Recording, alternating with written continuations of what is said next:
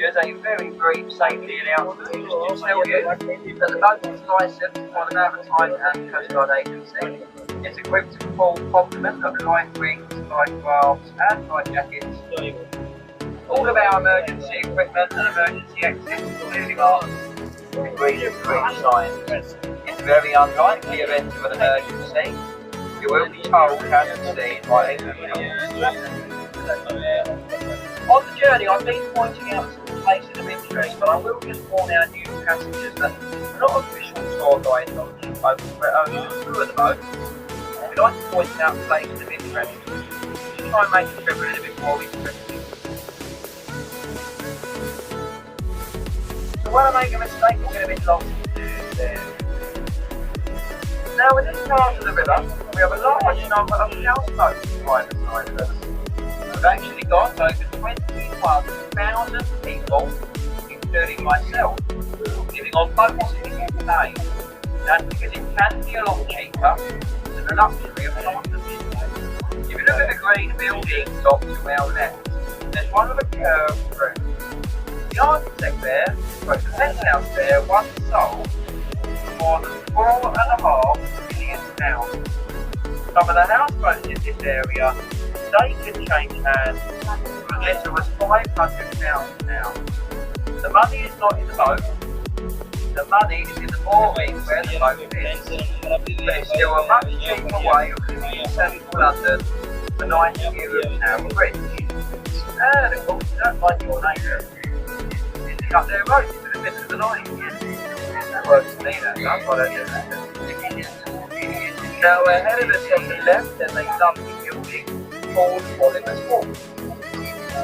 Oliver's Walk was built in 1870 for a very wealthy gentleman called George Oliver, so he was a tea merchant.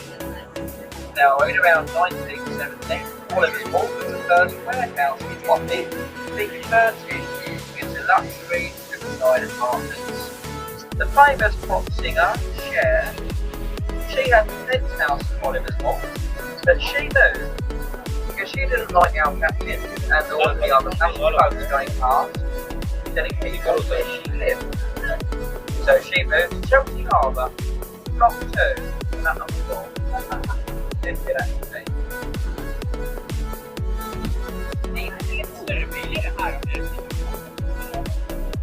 Now the area off to our left is called Wapping. Wapping used to be an execution site for pirates.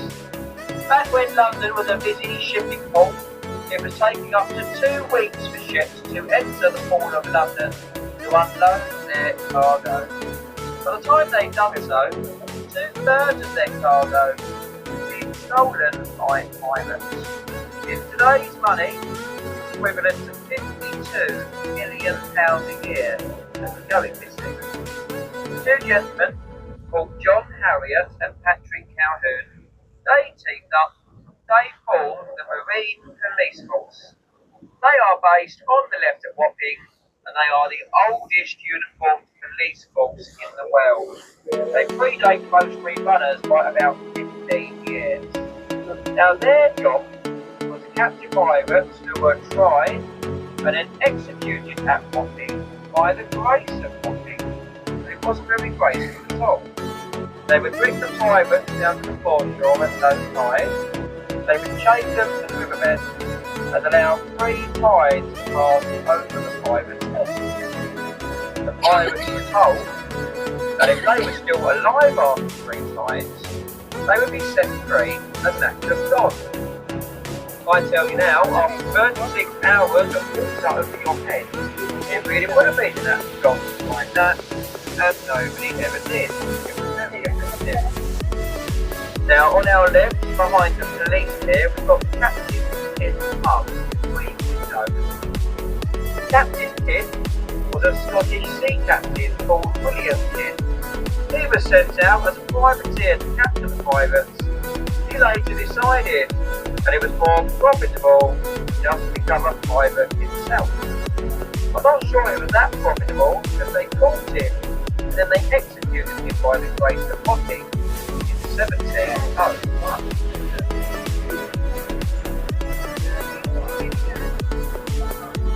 Now ahead of us on the right, Mary's Church at Rotherhithe.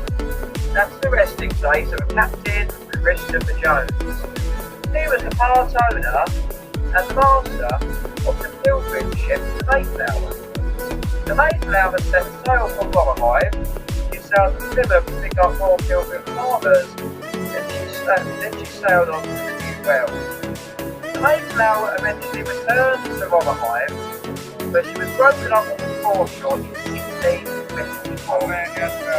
Stevenson, Governor Timothy, prepared the old St Mary's Church room as well.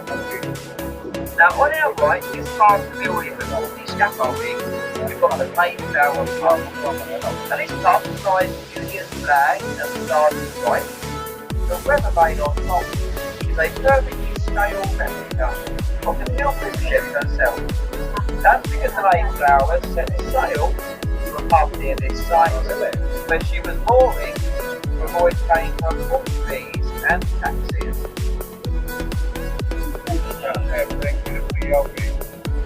Now we've got little buildings in this area that were walking on top. A lot of people ask us, what does the word walk actually mean? Truthfully, nobody really knows, but I know some very good suggestions. I'll give you two of them. You can decide which one you think is best. Some people say WARF is an acronym. They say WHARF stands for Warehouse at Riverfront, which is quite fair. Other people say it comes from the Dutch word berth, and that loosely translates to a place where they build and repair ships. Now, there were many shipbuilding yards in this area, so that makes a lot of sense as well. Most of our working wharves and warehouses have all been closed. They've been turned into luxury apartments.